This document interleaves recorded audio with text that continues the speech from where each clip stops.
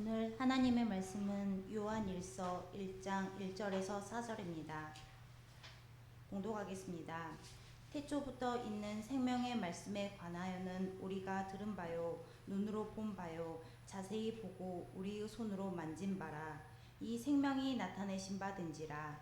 이 영원한 생명을 우리가 보았고 증언하여 너희에게 전하노니 이는 아버지와 함께 계시다가 우리에게 나타나신 바 된 이시니라. 우리가 보고 들은 바를 너희에게도 전함은 너희로 우리와 사귐이 있게 하려 함이니 우리의 사귐은 아버지와 그의 아들 예수 그리스도와 더불어 누림이라. 우리가 이것을 쓰면 우리의 기쁨이 충만하게 하려 함이라. 아멘. 허영진 전도사님께서 생명의 말씀이라는 제목으로 하나님의 말씀을 전하시겠습니다.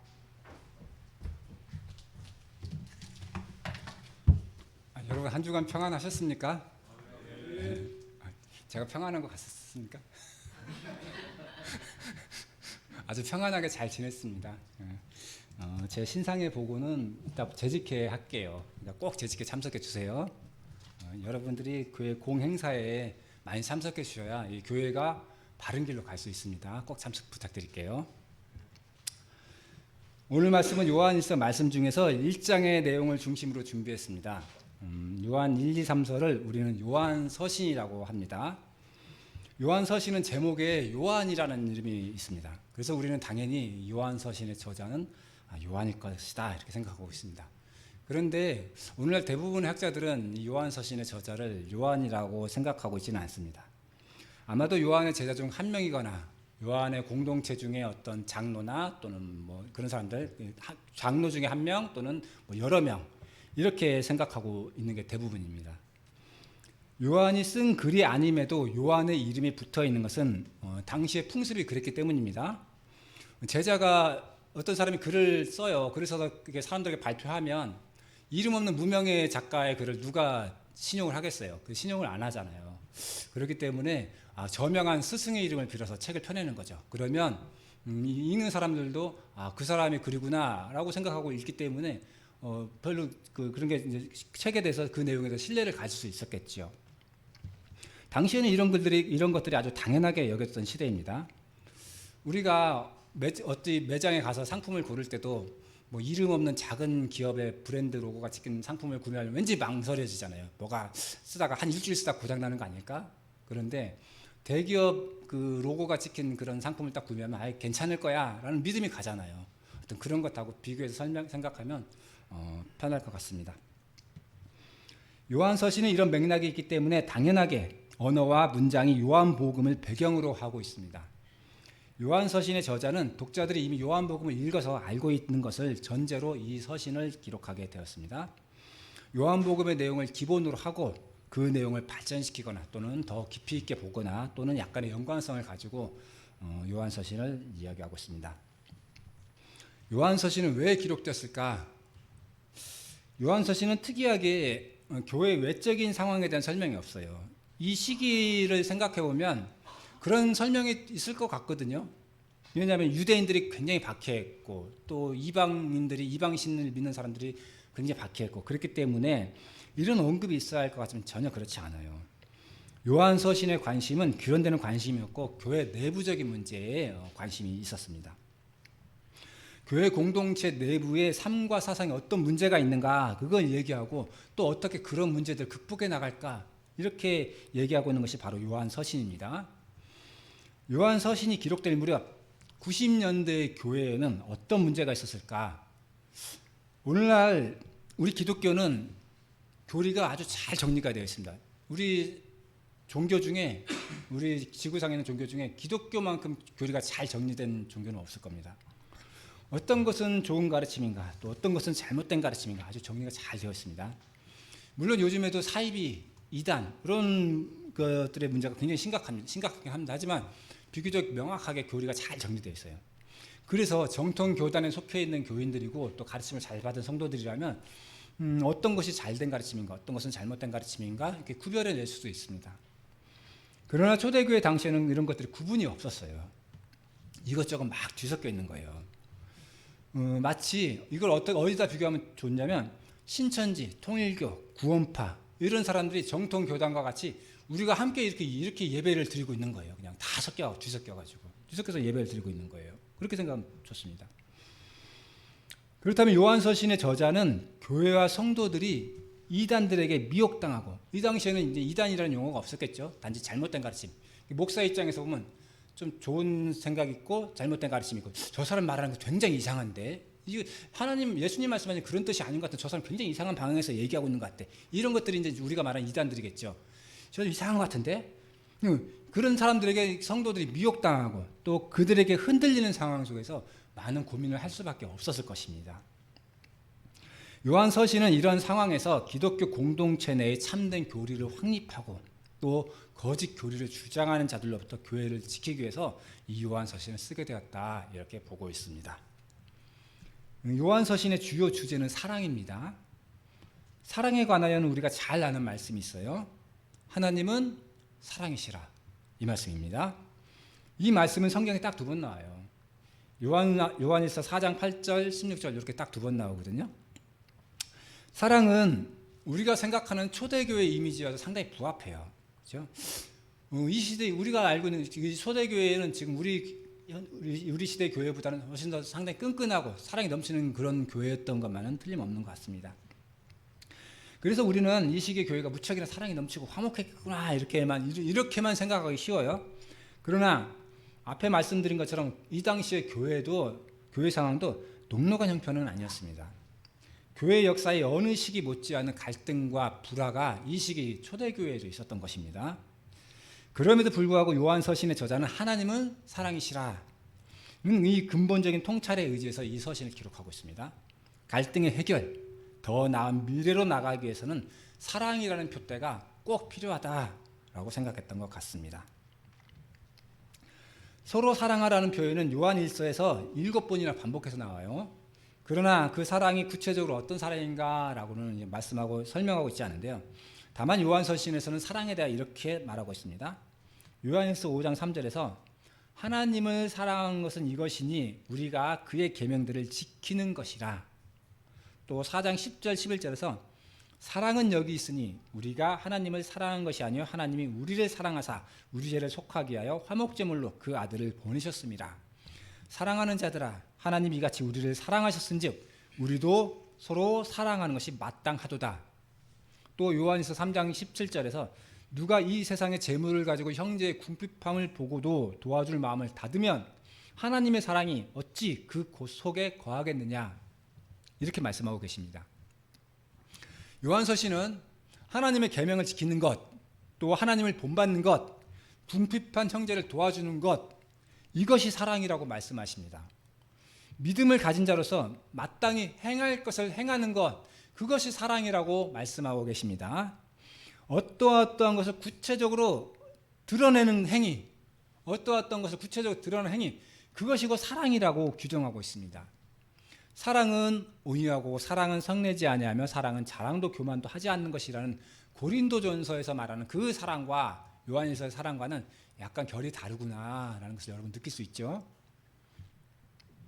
우리는 흔히 사랑하면 이웃을 사랑해라, 원수를 사랑해라, 이런 말씀을 연상합니다. 그러나 요한서신에서의 사랑은 그런 사랑이 아닙니다. 오히려 요한일서 1장 10절에서 다른 교훈을 전하는 사람하고는 인사도 하지 말아라, 이렇게 말씀하고 계시고요. 요한일서 2장 15절에서 이 세상을 사랑하지 말아라, 이렇게 합니다. 사랑해야 할 대상과 사랑해서는 안 될 대상을 명확하게 선을 그어서 차별 대우를 하고 있습니다. 차별하고 있습니다. 요한서신의 사랑은 어찌 보면 상당히 편협한 사랑이라고도 말할 수 있습니다. 그러나 요한서신의 이러한 말씀은 교회의 상황이 그처럼 위급했다는 것을 말해줍니다. 위급한 상황에서의 사랑은 교회를 지키는 것이 사랑이었습니다. 성도가 거짓 교사들에게 흔들리지 않도록 지키는 것이 사랑이었습니다. 초대교회는 외부적으로도 강한 압박이 있었습니다. 또 내부적으로도 심각한 위협이 있었던 것 같아요. 오늘 요한일서 내용을 보면. 그러나 사실은 교회 외부의 문제는 교회 내부의 문제보다 교회 외부의 문제가 더 심각하게 보일 수 있지만 사실은 교회 외부의 문제는 별 문제가 아니었어요. 긴 역사적으로 보면.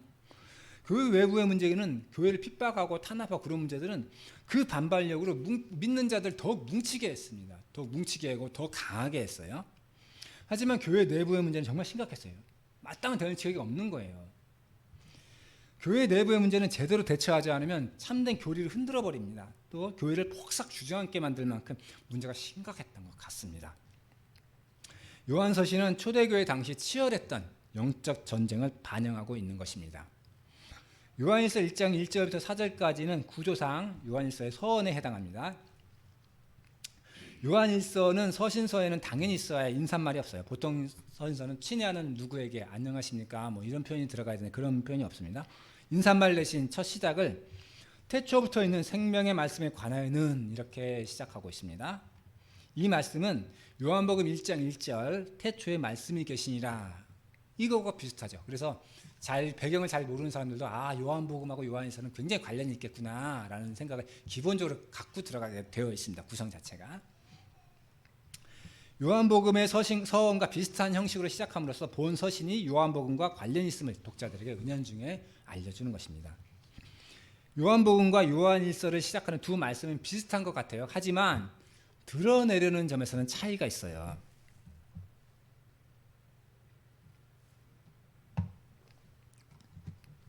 요한복음 1장 1절은 하나님이 영원 전부터 계셨다. 이걸 증거하는 말씀이에요.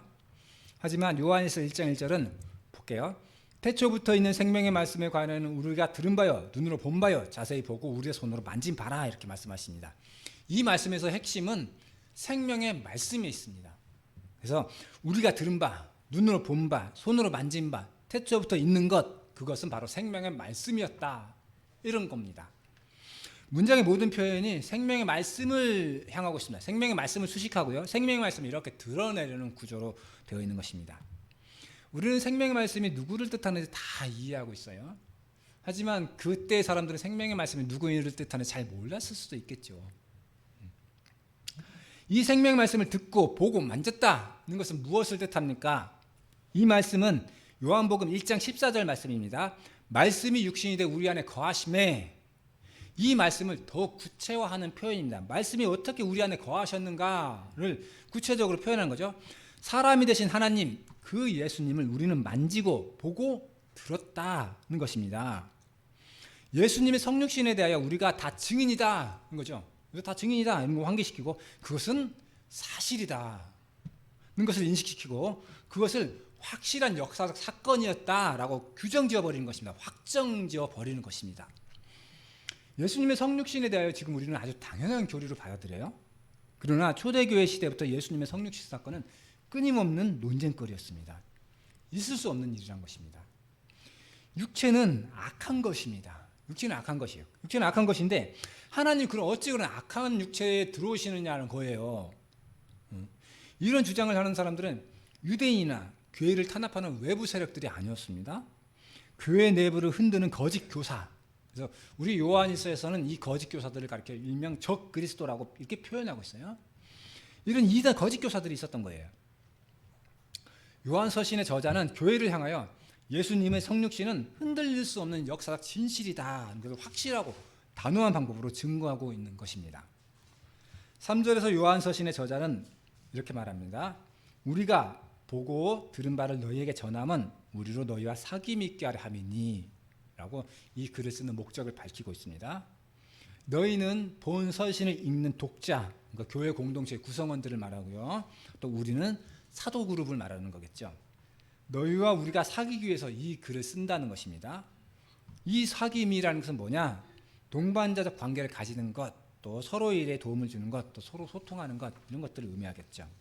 그러나 이 사귐은 우리끼리만 사귀고 잘 지내자 그런 것에 머무르는 사귐은 아니겠죠. 아버지와 그의 아들 예수 그리스도와 더불어 누리는 그런 사귐입니다. 그리스도인의 삶의 본질이 하나님과 예수님과 함께 있는 것입니다. 이런 것들을 제시하는 것입니다. 그 사귐이 완전한 인간으로 오셨고 영원한 생명이신 예수님과 함께해야 하는 것이다 라는 것을 밝히는 것입니다. 요한일서의 서원이 1장 1절부터 4절의 말씀은 요한복음의 서원이라고 할 수 있는 요한복음 1장 1절부터 18절까지의 말씀에 대한 주석과도 같은 말씀입니다. 요한복음 1장 1절부터 18절까지의 말씀을 요한일서 1장 1절부터 4절에서 다시 좀 더 그 사람들 맞게 다시 해설하고 있는 것입니다. 특히 요한일서에서는 요한복음 1장 14절 말씀이 육신이 되어 우리 안에 거하심에, 이 말씀을 특별히 강조하고 있는 말씀이라고 할 수 있습니다. 요한복음 1장 14절을 더욱 생생하게 우리의 오감을 통하여 느낄 수 있게 해주는 것만 같습니다. 예수 그리스도가 정말 인간이었고 진짜 육체를 갖고 있었다는 요한복음의 말씀에서 요한일서는 한 걸음 더 나아가서 그 예수를 우리가 듣고 보고 만질 수 있는 존재였다라고 증거하는 것입니다. 요한서신의 저자는 무엇을 의도하는 것처럼 보입니까?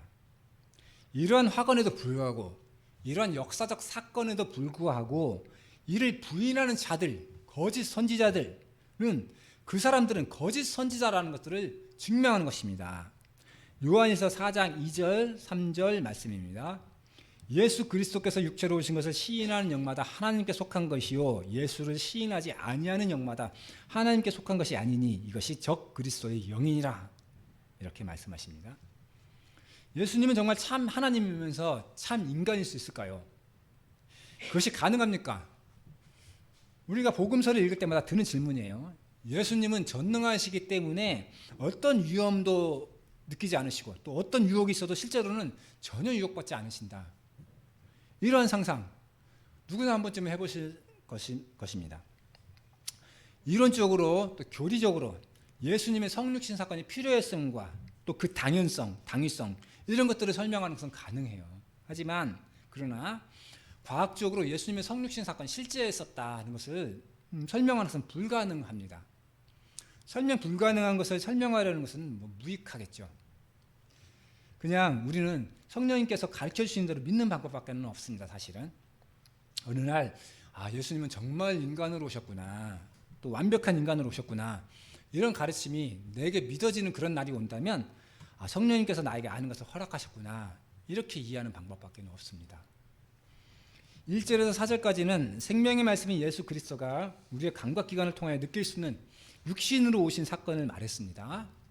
다음 5절에서 10절까지의 말씀은 이 글을 쓰는 목적이었던 사귐의 원칙에 대해서 말씀하고 있습니다. 6절부터 보도록 하겠습니다. 만일 우리가 하나님과 사귐이 있다고 어둠에 행하면 거짓말을 하고 진리를 행하지 아니함이거니와 라고 말씀하십니다. 6절은 만일이라는 조건절로 시작하죠. 그래서 6절부터 10절까지는 조건절이 4개가 나와요. 그래서 만일 뭐뭐하면, 만일 뭐뭐하면 이렇게 나와요. 조건절을 사용한 것은 행동과 또 말이 모순될 수 있음을 지적하는 것입니다. 보통 이런 조건절을 사용하는 것들은 그냥 성도들 교훈하기 위해서 사용하는 경우가 대부분이겠죠. 또 우리가 평상시 대화할 때도 그렇잖아요. 이런 만일 어떠한다면 대화하거나 어떤 상황을 가정하거나 실제로는 있지 않은데 그런 일들을 이야기하는 것이 대부분입니다. 그런데 실제로 이 요한일서에서는 실제로 교회 내에 그런 사람들이 있었기 때문에 그것을 지적하기 위한 말씀이었습니다. 만약의 상황을 가정하기 위해서 성도들을 교훈하기 위한 그런 말씀이 아니었습니다. 당시 교회에는 큰 위협이 되었던 영지주의자들이 있었습니다. 그들의 주장은 물질 세계는 악한 것이다 라고 생각해서 육체를 배척했어요. 그래서 이제 예수님의 성육신 사건도 그랬기 때문에 배척한 거죠. 그러나 동시에 육체는 타락했기 때문에 어떻게 하든 상관없다, 그런 생각 때문에 극단적인 방종에 빠졌습니다. 그럼에도 불구하고 그들은 나는 하나님과 영적인 사귐이 있다라고 주장을 하는 겁니다. 육체적으로는 극단적인 방종에 빠지면서 영적으로는 나는 하나님과 사귐이 있다, 이렇게 주장을 하는 겁니다. 이들은 당연히 아까 말씀드린 것처럼 예수님이 사람으로 오셨다는 것도 배척했겠죠. 요한일서는 이와 같은 이들의 잘못된 주장에 대해 지적을 하는 것입니다. 하나님과 사귐이 있다고 말하려면 행함이 뒤따라야 하는데 그렇지 않으면 거짓말에 불과하다는 것입니다. 7절에서는 그가 빛 가운데 계신 것 같이 우리도 빛 가운데 행하면 우리가 서로 사귐이 있고 그 아들 예수의 피가 우리를 모든 죄에서 깨끗하게 하실 것이요 라고 말씀하십니다. 이 문장을 문장 순서대로 이렇게 해석하면 우리가 빛 가운데 행하는 조건이 성취되면 우리의 사귐이 있을 수 있고 다음 단계로 나아가서 예수의 피가 우리를 깨끗하게 한다, 이렇게 해석되는 겁니다. 그러나 이러한 해석은 인간의 행동이나 태도에 따라서 예수님의 은혜를 받을 수 있다, 이렇게 해석되겠죠. 그렇다면 이건 잘못된 결론이잖아요. 이것은 성경 전체의 취지에도 어긋나고 요한일서의 전체적인 취지에도 어긋납니다. 요한일서 4장 10절에서는 이렇게 말씀하세요. 사랑은 여기 있으니 우리가 하나님을 사랑한 것이 아니요 하나님이 우리를 사랑하사 우리 죄를 속하기 위하여 화목제물로 그 아들을 보내셨음이라. 이렇게 말씀하십니다. 우리의 어떤 것보다 하나님의 사랑이 먼저였다. 예수님의 죽음이 먼저였다고 말씀하고 계시는 것입니다. 따라서 7절의 말씀은 예수님의 죽음이 우리를 깨끗하게 하셨고 우리의 사귐이 있게 하셨고 우리가 빛 가운데 행할 수 있게 한다. 이렇게 해석되어야 합니다. 여러분, 우리를 깨끗게 한 예수님의 피는 그분의 죽음을 의미하죠. 예수님의 희생은 인간에게 치료할 수 없는 병적인 상태가 전제되었을 때 의미가 있겠죠. 인간에게 병적인 죄의 만연함이 없었다면 예수님은 굳이 십자가에서 돌아가시지 않아도 되었을 것입니다. 따라서 죄를 부인하는 것은 8절에서 우리 자신을 속이는 것이다 이렇게 말씀하시고 10절에서는 하나님을 거짓말쟁이로 만드는 것이라고 하십니다. 우리가 6절, 8절, 10절의 말씀은 우리가 그냥 읽고 지나갈 수 있는 말씀이에요. 왜냐하면 너무나 당연한 성경의 보편적인 말씀이기 때문이에요. 그럼 만일 볼게요. 만일 우리가 하나님과 사귐이 있다고 어둠에 행하면 이러면 안 되잖아요. 너무 당연한 얘기잖아요. 만일 우리가 죄가 없다고 말하면, 만일 우리가 범죄하지 아니하였다고 하면, 이런 말들은 정상적인 기독교인이라면 할 수 없는 주장들입니다. 그러나 당시 영지주의자들은 이렇게 주장했어요. 이렇게 주장했단 말이에요. 그들의 주장을 오늘의 우리가 보면 우스운 주장이 말도 안 되는 주장입니다. 그렇지만 당시에는 이런 주장이 꽤나 설득력 있고 먹혀 들어갔습니다. 교회를 심각하게 위협하는 존재가 바로 이들이었습니다. 여러분, 이 부분에서 기독교 역사에서 이단이 차지하는 부분이 얼마나 될 것 같은가 라고 한번 생각해 볼 수 있습니다. 얼마나 될까? 기독교 역사에서 이단들은 보면 참 말도 안 되는 주장을 하고 억지 주장을 하고 성경 이상하게 해석되고 있기 때문에 아주 별 볼 일 없는 것처럼 해석이 돼요. 그러나 역설적이게도 이 이단들이 우리 기독교에 영향을 미치는 게 굉장히 큽니다. 역설적이게도 이단 때문에 기독교의 뼈대가 세워집니다. 이단 때문에 기독교가 연합하게 되게 됩니다. 이단 때문에 우리 교회가 바른 길을 잃지 않고 옳은 길을 찾아갈 수가 있었습니다. 우리 기독교 신학은 이단들의 거센 도전에 맞서기 위해서 정립된 측면이 많습니다. 거짓된 주장에서 교회를 지키려면 바른 주장을 확립되어야 했습니다. 거짓된 주장을 하는데 뭔가 반박해야 되잖아요. 그건 너 주장은 틀렸어라고 말해야 되는데 그게 확립되어 있지 않으면 반박할 수가 없잖아요. 그러니까 바른 주장이 확립되어야 되겠죠. 교리는 그렇게 세워지기 시작했습니다. 사도신경이 제정된 것도 이단에 맞서는 한 방법이었습니다. 하나님의 힘을 바르게 믿는 기준을 세우는 데 기준이 필요했던 것입니다. 우리가 드리는 예배 순서, 이 예배 모범도 이런 과정을 통해서 제정되었던 것입니다. 기독교가 체계를 갖추는 데는 이단들의 공로가 지대했다 이렇게 평가할 수 있습니다. 10절에서 말씀에는 이러한 이단들에 이르게 될 결론에 대해 말씀하십니다. 만일 우리가 범죄하지 아니하였다 하면 하나님을 거짓말하는 이로 만드는 것이니 또한 그의 말씀이 우리 속에 있지 아니하니라. 죄를 부인하는 이단들의 행위는 구원에서 멀어지게 하고 하나님의 죄에 속함의 은혜를 받을 수 없다는 것을 선언하고 계십니다. 요한일서의 교회와 우리 교회는 다른 점도 있지만 같은 점도 있습니다. 저는 다른 점보다는 같은 점이 먼저 눈에 들어옵니다. 두 교회 다 내부적인 문제를 겪고 있다는 점입니다. 문제가 있고 병이 있다면 치료가 필요합니다. 요한일서는 오늘 말씀 7절 9절에서 그 치유법을 알려주고 있습니다. 우리도 빛 가운데 행하면 우리가 서로 사귐이 있고 그 아들 예수의 피가 우리를 모든 죄에서 깨끗하게 하실 것이요 우리가 우리 죄를 자백하면 그는 미쁘시고 의로우사 우리 죄를 사하시며 우리를 모든 불의에서 깨끗하게 하실 것이요 라고 말씀해 주셨습니다. 빛 가운데 행하고 죄를 자백하면 문제가 치유된다 이렇게 말씀해 주셨습니다. 오늘 말씀이 우리 교회도 적용될까? 요한일서의 교회와 우리 교회는 증상과 원인이 다르죠. 증상과 원인이 다릅니다. 우리 몸은 병의 증상이 같더라도 치료 방법이 다른 경우가 대부분이죠. 다를 수가 있습니다. 증상은 머리가 아픈 곳으로 똑같지만 원인이 다르기 때문입니다. 원인이 다를 수 있기 때문입니다. 그러나 하나님의 치료법은 원인과 증상이 다 달라도 그 치료법은 하나밖에 없어요. 머리가 아파도 배가 아파도 약이 다 똑같습니다. 우리가 하나님 앞에서 죄인임을 늘 고백하고 예수님 안에서 형제자매와 함께 사귐을 갖는 것, 이것이 바로 우리 하나님이 주시는 치유의 말씀입니다. 이제 우리는 이 교회를 들여다보아야 합니다. 그동안 크고 작은 이유로 교회가 상처받은 바가 있다면 우리는 이제 회복을 힘써야 할 때입니다. 느헤미야가 그랬던 것처럼 우리는 한 손에는 무기를 들고 한 손에는 무너졌던 성벽을 다시 쌓아야 할 때입니다.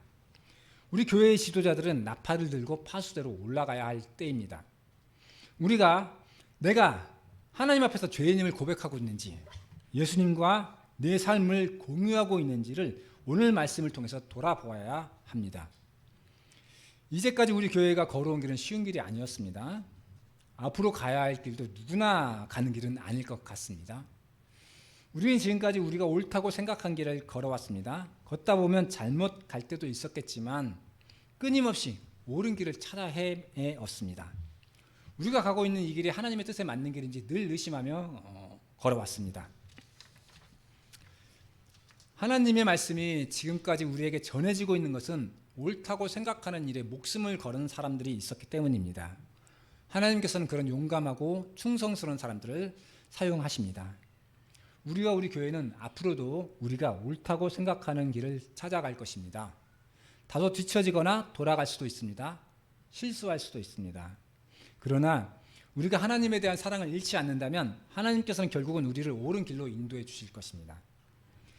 요한일서에서 교회는 거짓 선지자들 때문에 흔들렸습니다. 하지만 교회는 더 강인해졌고 더 질긴 생명력을 가지게 되었습니다.